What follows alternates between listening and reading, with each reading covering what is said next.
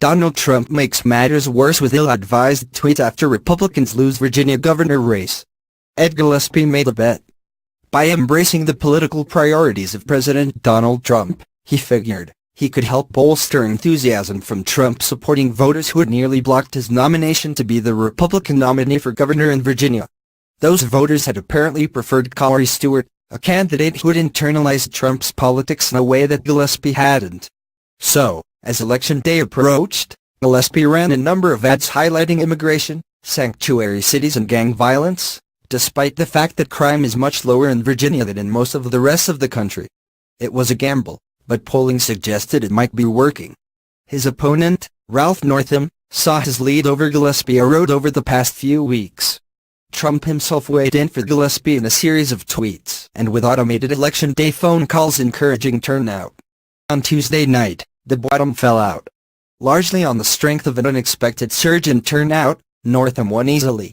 Expected to prevail by a bit over 3 points, he'll end up with a victory of at least twice that size. After a close loss in a Senate race in 2014, Gillespie lost again, this time by much more. Trump wasted no time in distancing himself from Gillespie, enjoying the spaciousness of his now 280-character tweets. Ed Gillespie worked hard but did not embrace me or what I stand for. Don't forget, Republicans won 4 out of 4 House seats, and with the economy doing record numbers, we will continue to win, even bigger than before. This was not a wise tweet. We've noted before that Trump has an insurance premium against any calls for his impeachment. His popularity with Republicans has slipped since the beginning of his presidency, but he's still very popular with them, particularly more conservative members of his party. Per Gallup, more than 9-10 conservative Republicans approve of Trump. Since Republican Party primaries see an overrepresentation of conservatives, that meant that Republicans eager to win re-election to Congress were less likely to turn on the president. What happened after those primaries, though, was anyone's guess.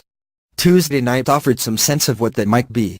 Trump's tweet distancing himself from Gillespie sugarcoats the election in a way that might make Trump feel better, but probably isn't fooling anyone on Capitol Hill.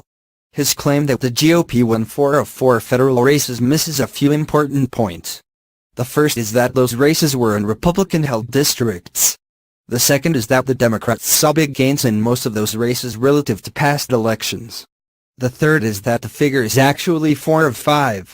Trump likes to ignore a race in California won by the Democrats. But it also does something very dangerous for Trump right now.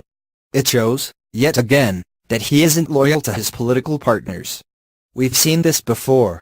When Trump backed the House effort to repeal and replace Obamacare, having no plan of his own, he responded to its passage by declaring the bill to be mean, as though he hadn't previously claimed it was nearly without flaw. It was health care, not immigration, that was the big issue in Virginia, according to exit polls. Northam won among voters concerned about health care by a more than 3-1 margin.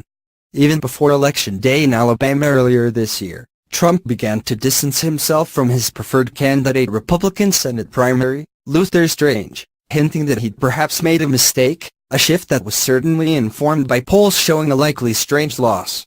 When that happened, Trump deleted some of his tweets of endorsement. Strange's campaign, unlike Gillespie's, didn't embrace Trumpist politics like the threat of the gang MS-13. He tried to win as a more typical establishment conservative, to no avail.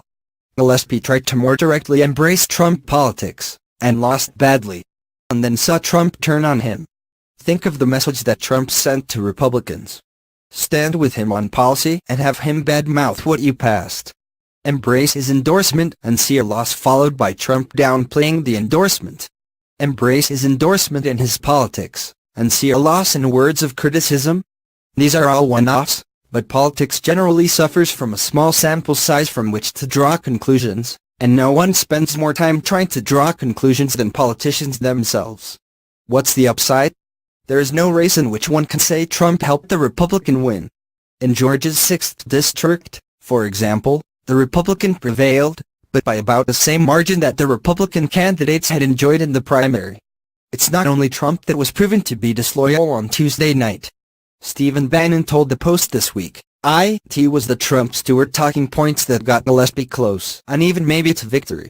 It was embracing Trump's agenda as personified by Corey's platform. This was not a competitive race 4 weeks ago.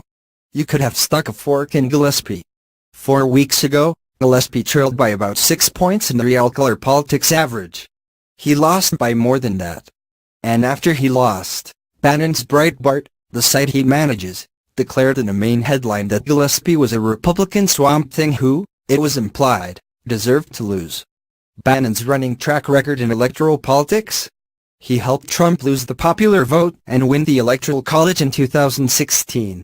He embraced Luther Strange's opponent after Strange was already trailing. And now he watched the Trump-Stewart talking points lead nowhere. On its homepage, Breitbart also championed Trump's argument that Gillespie should have embraced him more robustly. That's a flawed theory.